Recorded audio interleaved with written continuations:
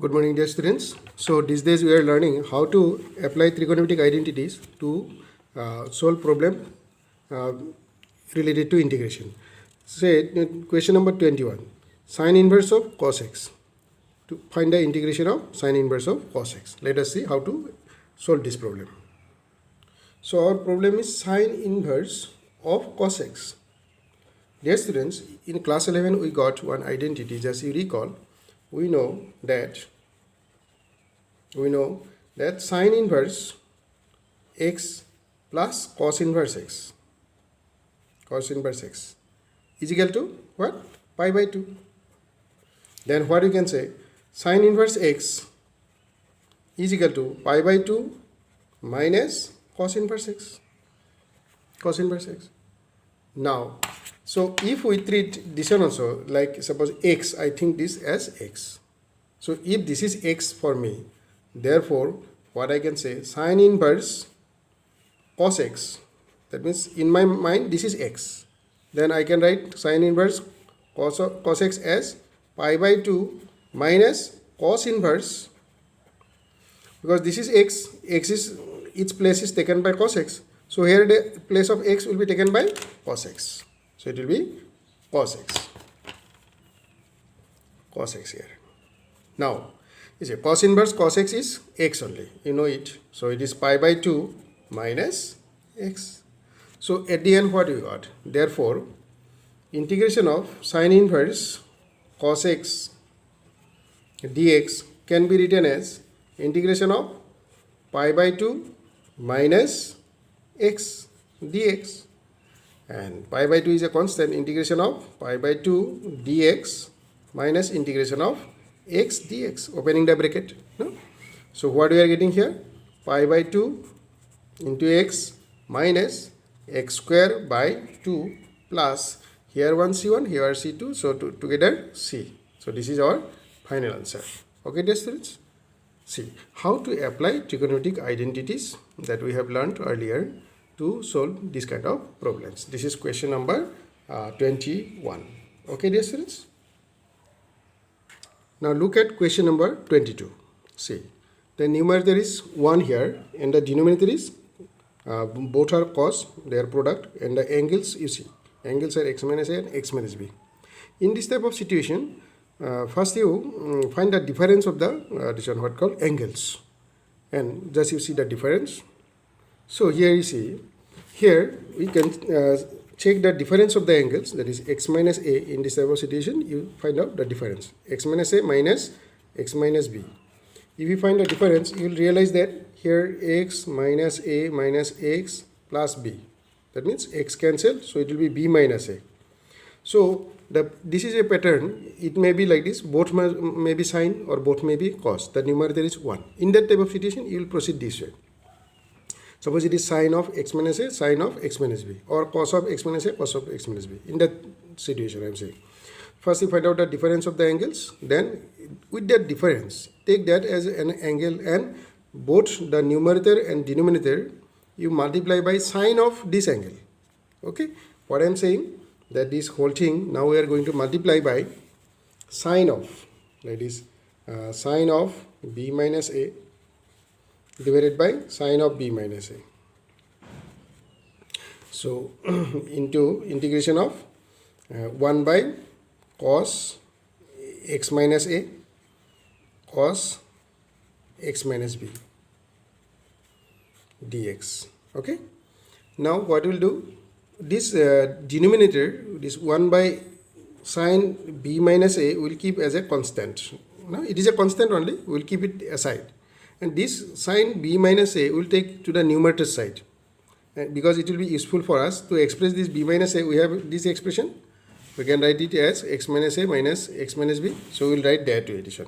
So integration of what I am saying, this sine of b minus a you write here, sine of b minus a divided by cos of x minus a into cos of x minus b, okay, dx. Then as I told you, keep it this constant as it is, sine of b minus a here, then integration of this sine of b minus a can be expressed like this, sine Then b minus a can be written as just like this, x minus a minus x minus b. No? Now if we treat the denominator will be as it is, that is cos of x minus a cos of x minus b and dx here. So this suppose we consider as a and this is suppose b. It is less like sine of a minus b. We have learned one identity, sine of a minus b is sine a cos b minus cos a sine b. Expand it that way. So it will be like this, 1 by sine of the constant here, sine of b minus a, and inside there will be two parts, no? Say I am giving you like this, sine of x minus a cos x minus b minus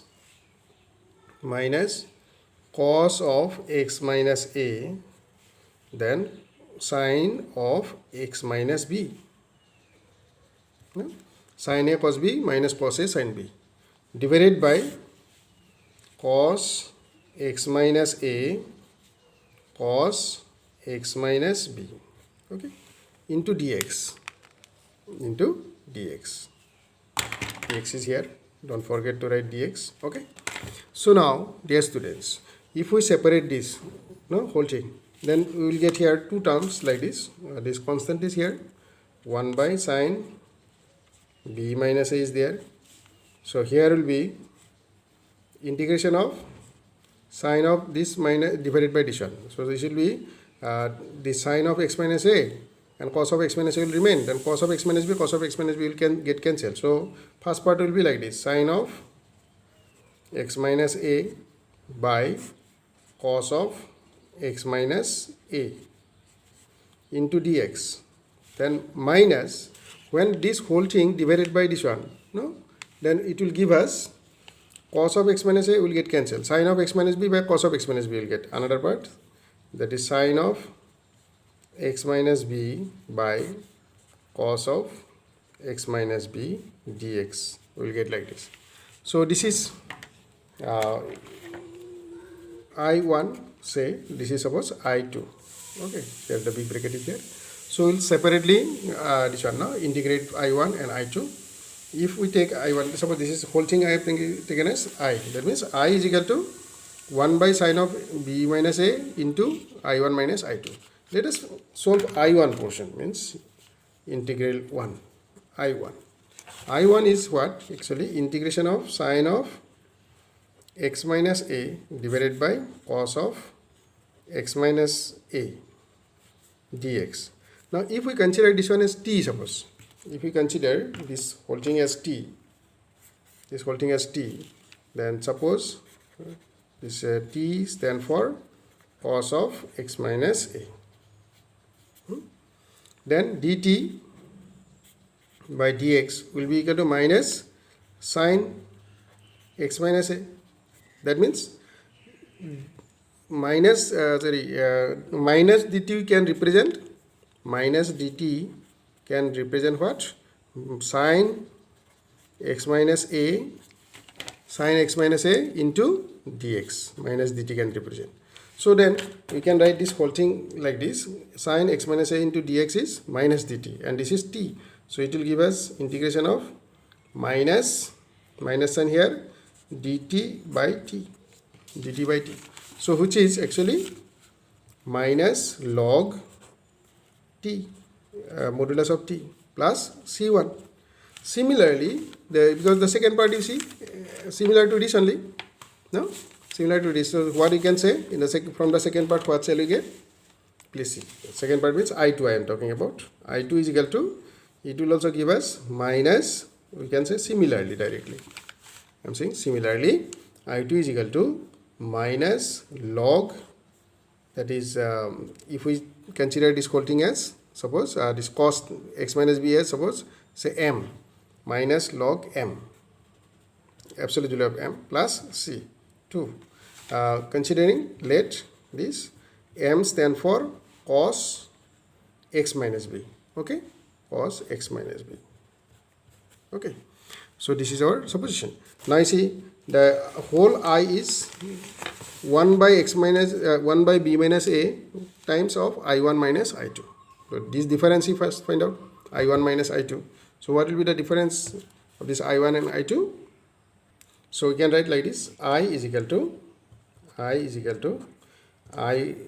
1 by sine of b minus a into I1 minus I2. No? I1 minus I2. We can write like that. So which can give us 1 by sine b minus a into I1. I1 is what? I1 is minus log absolute value of t. Then minus, and this minus and this minus together it will become plus only.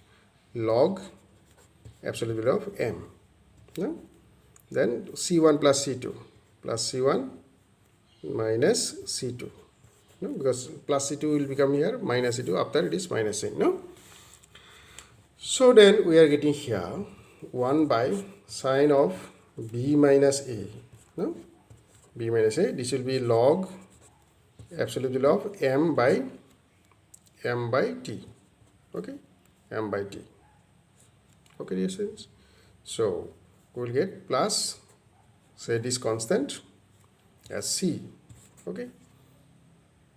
So now our answer will be like this: 1 by sine b minus a into log m. M stand for what? M stand for cos of x minus b. We have got m is equal to cos of x minus b. No? So this is cos x minus b divided by t stand for cos, that is x minus a, cos x minus a modulus plus c. Also, suppose we want to express it as b minus a as a minus b, we can do so. This is our answer. One more step we can extend. Suppose you want to write it as a minus b, then it will become what? Minus, because b minus a, when it will turn into a minus b, a minus sign will be coming out. So then that minus, if you take it inside, so it will be like this: 1 by, see where the change is taking place, b minus a, I can write suppose a minus b. Then inside this one minus sign will go like this, minus. Then that will be log cos x minus b by cos x minus a plus c. Then this minus log, this one can be written as, now because here is 0, that means nothing is there, means before this minus sign there is 0, and 0 is what? Log 1. So log 1 minus log this one, that means it can be written as log of 1 by this whole thing, that means it's reciprocal. So it can be written like this: 1 by sine of, the final thing can also be written this way, 1 by sine of a minus b. No? And it will be log of, it will be reciprocal, that will be cos of x minus a by cos of x minus b. We can write this way plus the constant c. So this is our final answer. We can leave the answer this way, or this is also correct, this is also correct. Okay, we can leave the answer that way. Thank you, dear students, and try the remaining questions. If you find any difficulty, you can ask me. Okay, dear students, thank you and have a nice day.